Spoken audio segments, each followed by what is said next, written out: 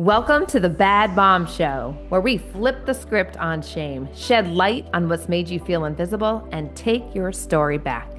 It is time to step into that bold, baddie mom you were created to be. Around here, BAD stands for blessed, already approved of, and divinely designed, because you are not a bad mom. You are a leader. You were chosen for your family on purpose. You are divinely designed and anointed as the heart of your home, and you can confidently own your mantle of leadership as a fiery woman to lead with boldness, not burnout. This is your space to reclaim the parts of your story that have felt like weaknesses and discover they were actually your superpowers all along. It is time to shine as a BAD mom. Are you with me? Let's go. What's up? Welcome back to the Bad Mom Show. I am Teresa Todd, your host, and I am so happy to have you here this week. We are continuing in our Summer Sizzler Series. Is that how I say it? Summer Sizzler Series. It's a sizzling series. That's all I know. We're talking hot topics. We're talking sex and the sex talk and how we're going to do this with our kids in a way that's not going to be as uncomfortable and damaging as it was to us many moons ago. And last week, I opened it up with exploring your own story around sex, because that certainly does influence how you're going to approach your children. It's going to influence your feelings about sex in general, and especially if there was any wounding, any trauma, any unhealed pain there, whether that was an actual physical abuse or emotionally abuse, whether it's shame, you felt a lot of shame around it.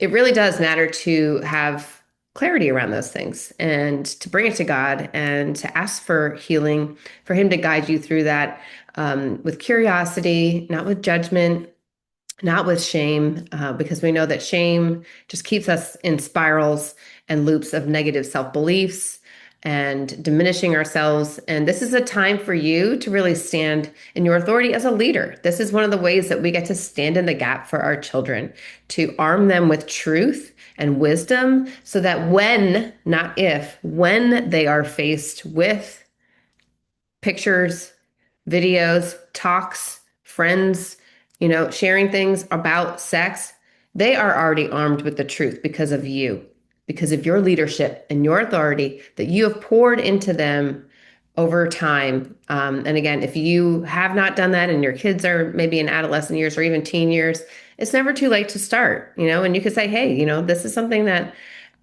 I didn't really have the greatest upbringing around. I know I probably haven't approached it in the best way with you. It's been, uncomfortable for me, but I'm learning, be a human about it. But hey, I want to be your trusted source. I want to tell you the truth. I want you to be armed with the truth because, let's face it, we live in a digital world. There's a lot of dangers out there. Kids are exposed to things much earlier than you can imagine. And we're going to talk about that in a future episode. But just truly, this is not just a how-to, right? This is really equipping you and reminding you that this is part of your leadership as mom, as the heart of your home. You care about your children's hearts. You care about their bodies. You care about their futures. And so this is you stepping in your leadership and doing that, right? You're showing up as an authority. Even if you didn't have a great experience, weren't taught well, didn't have a great early on experiences around it, you can be an authority in it today. You don't have to do it perfectly. It's about showing up proactively, being curious with them, answering their curious questions, staying calm, right? And consistent. This is going to be over and over and over again. And trust me, now that you're listening to this, you're going to realize how many times your kids are bringing up the topic of sex and you just weren't really realizing that's what it was. It was an opportunity always. There's so many opportunities. And that's what today's episode's about. I'm super excited. Okay, so let's dive in. By the way, if you're watching this video, how fun is this little cardigan? I I did a little Rent the Runway. I mean, it's got boats, guys. It's like pink and blue yacht clubby pastels, and it's not even cold here, but air conditioning. I felt chilly enough that I was like, I'm gonna wear the sweater. It's so fun, right? Okay, little digression there. Okay, so let's get into it because we want to arm our kids with truth. So, how do we become a truth teller? Well, the goal here is going to be becoming their trusted source of truth because the truth is if you don't teach them about their bodies, about boundaries, about sex and what's appropriate and what's not, somebody else will. That's just plain and simple how it is. So again, it's not an if, it's a when. So I don't know about you, but I would rather be the first one to fill their brains with the truth before some other person, influencer, friend, you know, gets a hold of them and tries to tell them the truth, teach them the truth. So this is you beginning the conversations, dripping truths on a regular basis, little drips. And again, in the first episode, and I'm going to reference it all the way through, there is a great course. It's called Birds and Bees. You can go follow them on Instagram. I'll link their program in the show notes. There's so many great resources out there, though. I'm going to share some books with you today um, to help you feel equipped to talk about this because it's not dropping the sex book on your kids' heads. You do not want to do that. Okay. It's that would be information overload. It would be very uncomfortable and not received well, and it would not develop the trust and open dialogue that we're aiming for here. The analogy that they give is like your kid's brain is a sponge, right? And from toddler years on, they're just absorbing information, whether they're getting it from you or TV or friends, or they're just constantly absorbing information.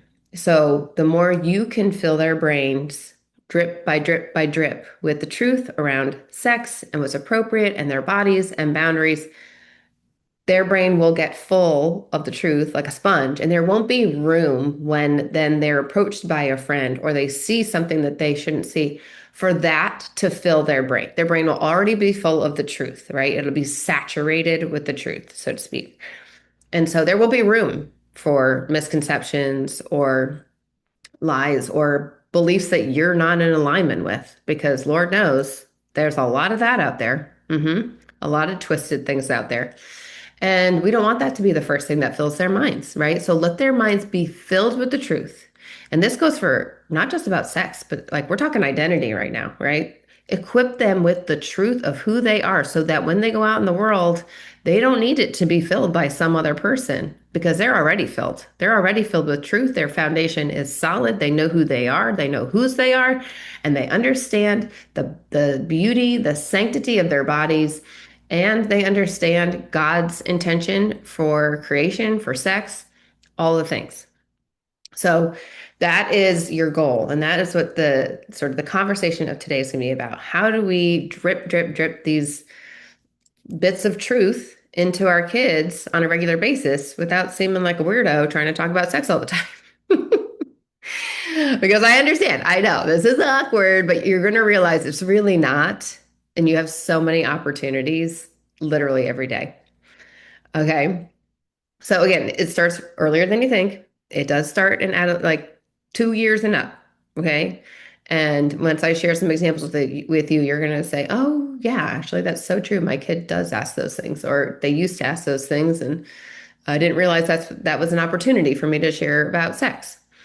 Um, so let's go through some of these things. Kids love babies. They love talking about babies. They love talking about how they were born. They love seeing pregnant bellies and talking about the baby in the belly. And, I have little girls, but even my son, when he was little, that like kids love playing with babies, baby dolls, and playing house. And, I'm the mommy and, feeding the baby. Even my kids now, they're adolescents and I'm the mom and they're, taking care of their babies and their American Girl dolls, there's their babies. And, there's just always opportunities. These are opportunities for you to come in and ask questions, or they might ask a question and then you get to answer.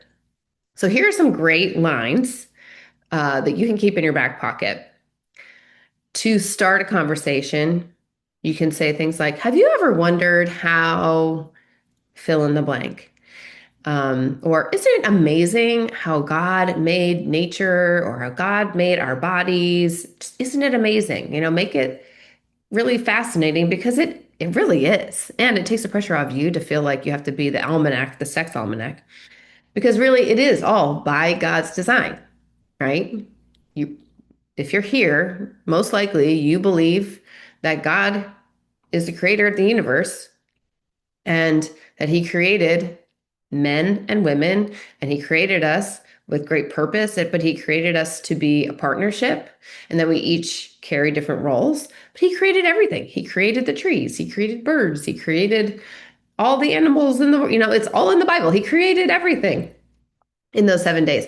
You get to use his creation as examples of how we were created and why we procreate. Everything is intended to create another just like it because that's how we sustain life. That's how things grow. And so you can use all these examples in nature and with your pets, or, someone brings home a puppy. And these are all amazing opportunities to say, have you ever wondered how that mommy doggy had all those puppies? Isn't this amazing? And and then you go into something we're going to talk about next. Um, by God's design is a really great line because it is. It's by his design. I love the seasons, like using nature and especially springtime. Springtime just passed, but hey, you can still use it as a way to talk about procreation because what do you see in the air? You see pollen, you see trees growing new buds, new signs of life start bursting through the soil. You see birds making nests and their little baby birdies start chirping. You see the bees pollinating the flowers. All of this is opportunity to say, isn't this amazing? Look at how by God's design, he created these bees to carry the pollen from one plant over to the other. And then that fertilizes that plant and it grows more flowers. Or isn't this amazing how this little acorn can turn into a giant tree? Have you ever wondered how that happens? And they've got some great lines. Inside of every living thing is a part of what it takes to make another one just like it. I love that line because you can literally apply it to anything. If you cut open a piece, it's summertime, you're cutting fruit, cutting apples, cutting watermelons. What do you see? You see a bunch of seeds. So seeds and eggs. That's how you're going to talk about things. Seeds and eggs. You can talk about that way with chicken eggs. What are these? Well, these are eggs that didn't get fertilized. Oh, how do they get fertilized? These are like the kids will start putting two together. So you're going to, have you ever wondered, this is how you're going to start these conversations? Or isn't it amazing how by God's design, blank, blank, blank, talking about nature, talking about animals, talking about fruits, this little seed inside of every living thing. You cut open the apple and you show them inside of every living thing is a piece of what it takes to make another one just like it. This little seed planted in the right environment, right? It has to be in the right environment. And then it has to be nurtured, can grow into a beautiful new tree and bear more fruit, right? But if this little seed isn't in the right environment and it just gets dropped off on the sidewalk or something, then it doesn't grow. So it needs the right environment. See, then you're going to put these little curious questions in their heads. Well, what's the right environment?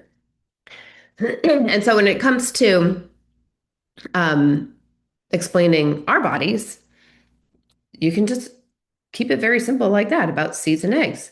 Well, the mommies have the eggs, the daddies have the seeds, and the daddy's seed fertilizes the mommy's egg, and then a baby is formed. Isn't that amazing? Isn't that amazing? So obviously, like we're talking on a very juvenile level right now, but that's just a simple way to start the curiosity, the questions.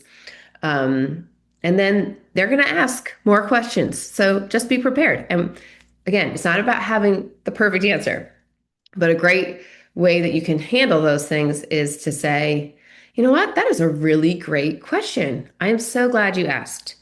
And I can't tell you how many times I have used that line.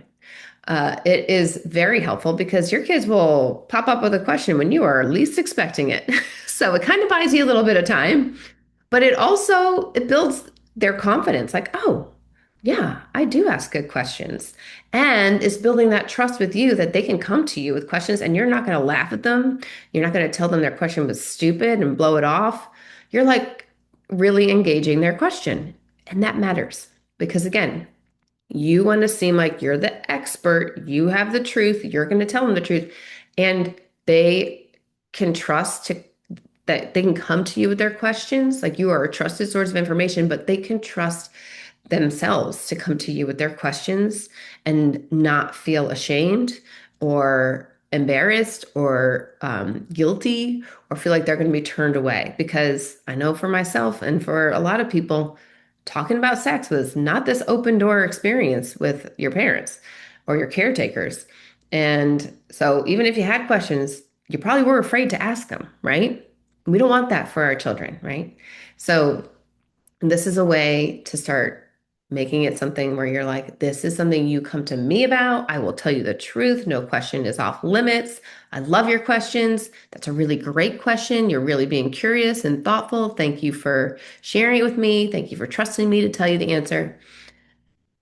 And really, isn't that like we want all of those things with our conversations with our kids, especially as they come into their teen years? Like we want that foundation well laid down. And again, if it's not and you're just starting out, that's okay. But set it now. Like, hey, maybe I haven't been an open door for you before, but I want to be. So, like, here I am. I'm going to share with you whatever you want to know. Hey, friend.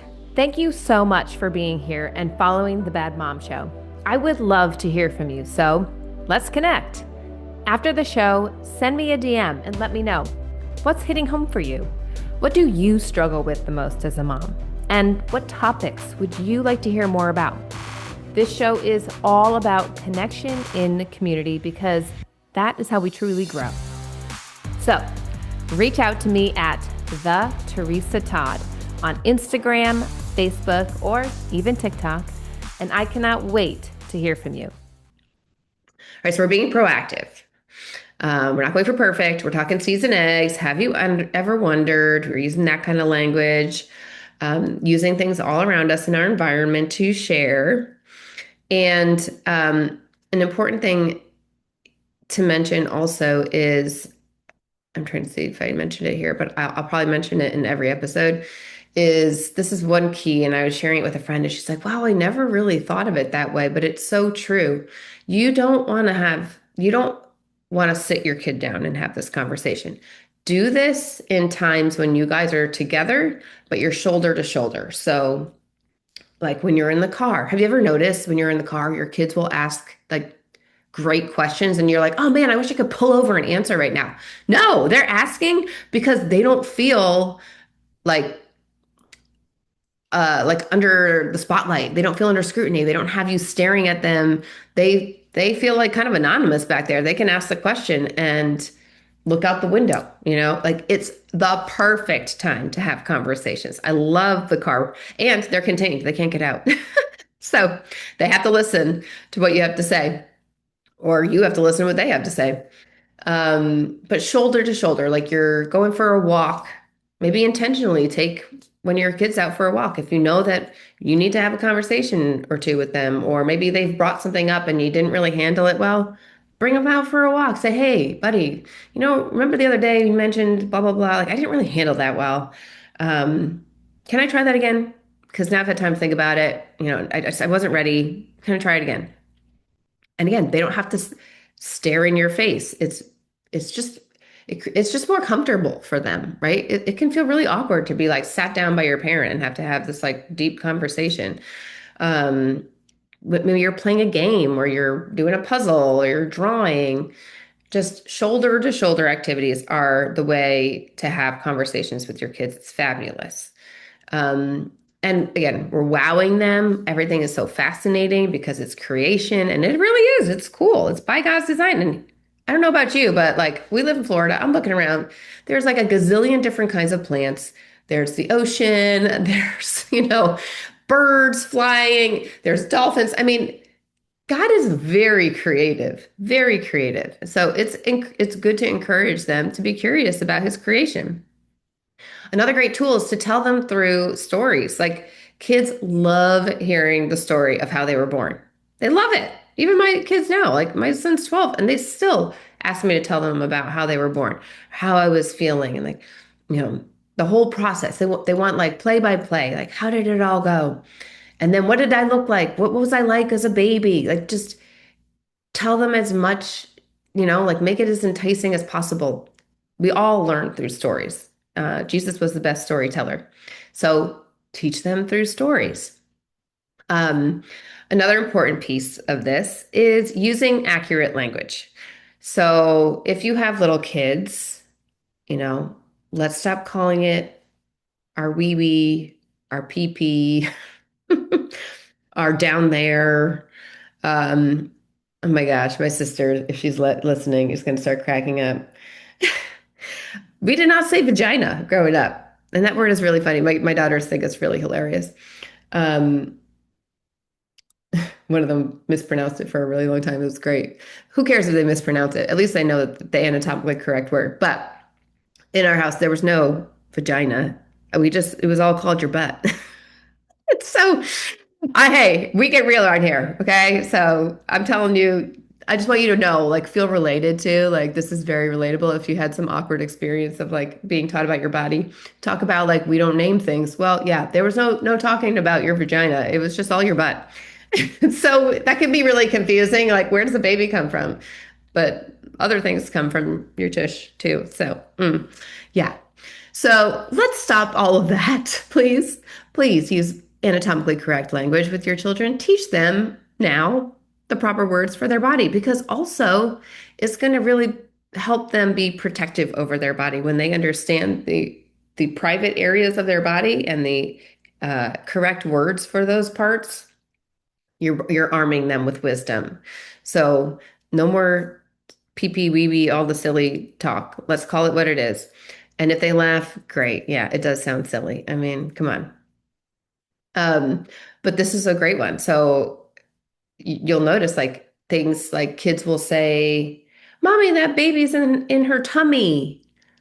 This is a great opportunity. And I have said this many a times. I've said it to adults and I've said it to children. I've said it to my children. Um, but babies don't grow in tummies. Babies grow in the uterus. And they go, hmm? I'm like, yeah, that baby's not in her tummy. That baby's in her uterus. It looks like it's part of her tummy because the baby's growing bigger and bigger and bigger inside of the uterus. But her uterus is actually below her tummy. Her tummy digests her food. And they're like, whoa, oh, okay. So I just learned a really big, cool word. But it's true. Babies don't grow in your tummy.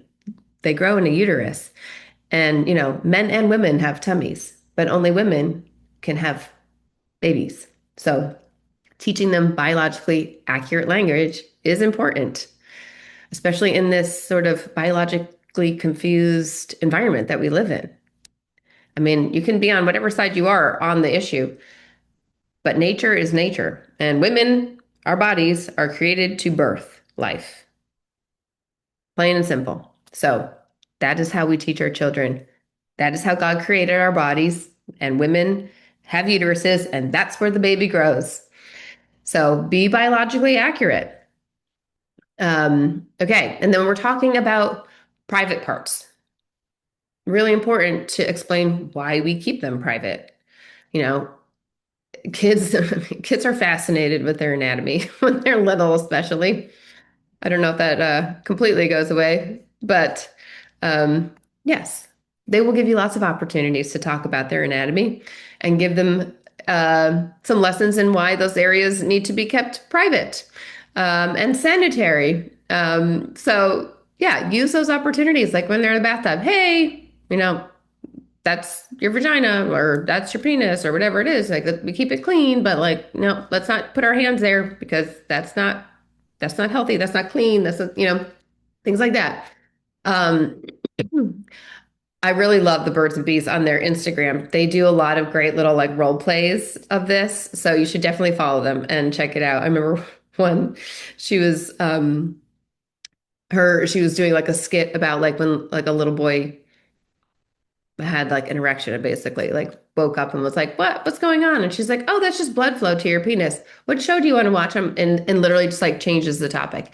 That's really key. So if they bring something up and you say like, oh, that's a great question, and you answer it and they change the subject, just move on. Like let them change the subject.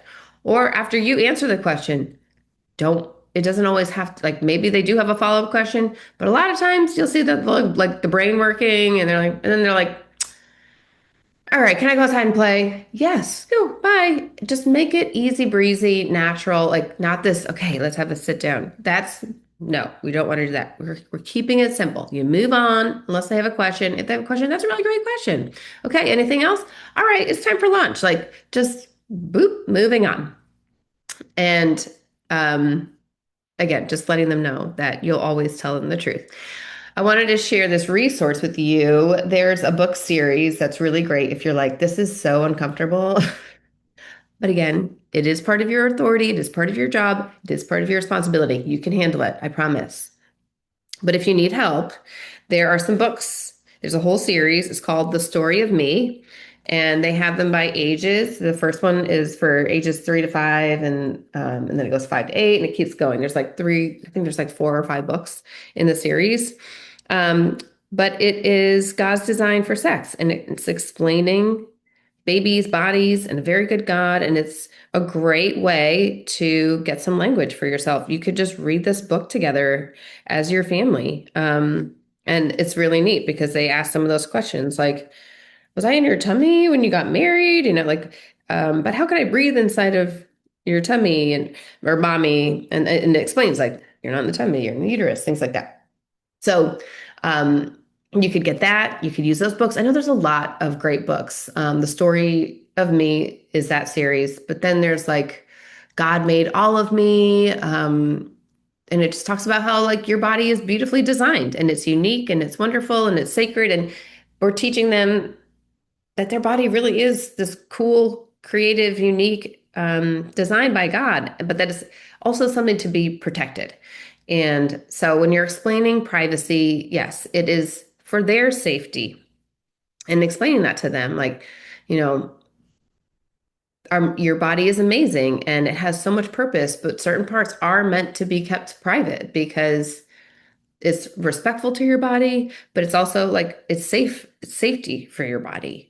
And then having some rules in place to help them understand what's okay and what's not okay. And again, like you might have kids that are not toddlers, but like make sure that they understand this because if it's not communicated by you, how do they know? Right? We don't want them to find out the hard way. Um, my goal, like with my kids, is I want them to trust their instincts so strongly that I don't like I say to them, I don't care if you look silly, I don't care if you're worried about what other kids are going to think or if you feel embarrassed. If you're in a situation and you know this is not okay in any whether it's about their privacy or not, in any situation, you get up and you get out.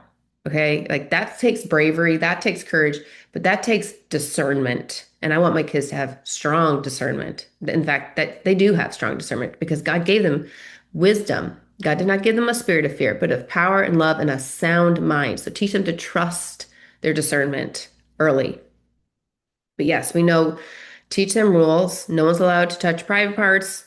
Even at doctor appointments, I always tell my kids, hey, even a doctor is not allowed to look at or touch your private parts unless mommy is in the room or daddy.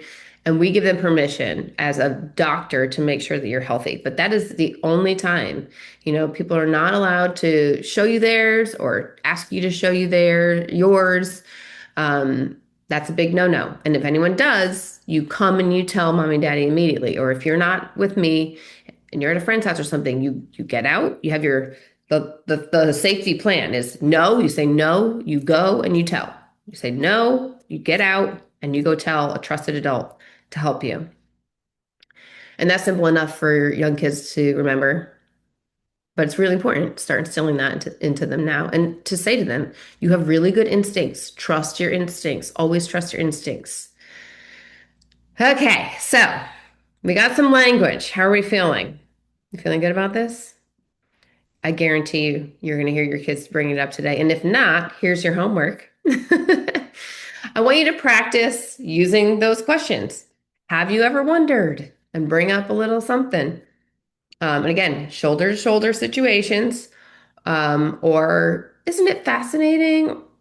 How amazing. Look at God's creation. Have you ever wondered about X, Y, and Z? Use nature, use your pets. Maybe you're pregnant, or you just had a baby, or you have a friend that's pregnant. Just use what's in your environment. And then I would love to hear how it goes. Do your kids, were they fascinated? Did they not really care? Did they come back later and ask you a question, or did they like reuse your words? Did they have good follow-up questions? Just see where it goes. And remember to stay calm, be curious with them, be open to their curious questions, and just stay consistent. This is something you gotta regularly do. And I promise, though, it's going to become more natural. Your kids are going to feel safer to come to you with questions because I've experienced this with my own. And it's going to open up doors to have deeper conversations that are going to be more age appropriate as they're getting older. And to know that like it really does matter. One of the things that they had pointed out also in this course was that, say you have a toddler, or an adolescent child, but their friend who's the same age might have a sibling that's a teenager. Your family is as old as the oldest child. So your youngest child is as old as the oldest child when it comes to what they're exposed to, because you're a family. You can't live in silos. You can't have your 15-year-old and your 8-year-old never intermingling in terms of what they're watching, which they're talking about, seeing. So as much as you might say, like, you're not allowed to watch what your brother's watching, well, the kid's going to walk in the TV room and see what's on TV, or look over their shoulder if they have a phone. And, this is just human nature. So we have to remember that when your friends go over to other friends' houses, know the dynamics of the family. And I'm not saying you can't be friends with them, but this is why preparing your children with the truth is so important, because they could go into a home where there's older siblings that have phones that might not have the same rules as you do, that might watch things on TV that you wouldn't want your own child to watch. You want them to be ready to look away, to leave the room, say, I'm not allowed to watch that. Or, maybe it's a conversation you have with the parent if you're really concerned about it. But just knowing that was like a big eye opener for me. Like, oh, wow. Like my kids, I have a 12-year-old in the house, right? So if a 6-year-old comes over, we have some pretty solid rules around here around screens, and he doesn't have a phone and things like that. So I consider us a pretty like buckled down home in that respect, but I know that they have friends that aren't. And so I want my kids armed with the truth, and to have a plan for what to do if they were in a situation like that. And then if something does happen and they do see something that they weren't supposed to see, to feel comfortable enough to come to you and tell you the truth and know that they're not going to get in trouble. It's really important to set that stage for them. Okay. That is the episode for today. So your homework for today is I want you to practice asking that question. Have you ever wondered? Or by God's design, isn't this amazing? And have that conversation, see how it goes, and let me know how it goes. It's so fun. I promise. And it's going to open up a whole door of curious questions. And that's great. This is what we want. We want the dialogue. All right. So next week is going to be how to answer the dreaded question. Oh, yes, we are going there. How do you do it? How do you make a baby? But like, how? What is sex? That's going to be the question. And I've got a fun story for you around that one. So stay tuned. I hope this series is filling you. If it is, would you let me know, please? What stood out? If things are helping, any questions you have. And as always, I would love if you would share this with friends, because this is a hot topic for all of us. And I know that they would appreciate it. And I would love if you would share a review. If any of this is standing out to you and speaking to you and helpful for you, leave a review. It helps the show get pushed out to more and more women and families and grow this bad mom community, because that's who you are. You are blessed, already approved of, and divinely designed to lead your family with strength and authority. All right, I'll see you next week.